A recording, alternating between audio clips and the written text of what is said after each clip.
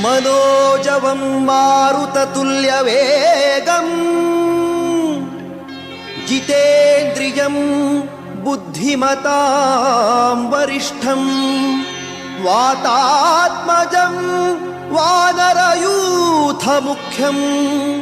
श्रीरामदूतं शिरसा नमामि। बुद्धिर्बलं यशोधैर्यं निर्भयत्वमरोगता अजाड्यं वाक्पटुत्वं च हनुमत्स्मरणात् भवेत्।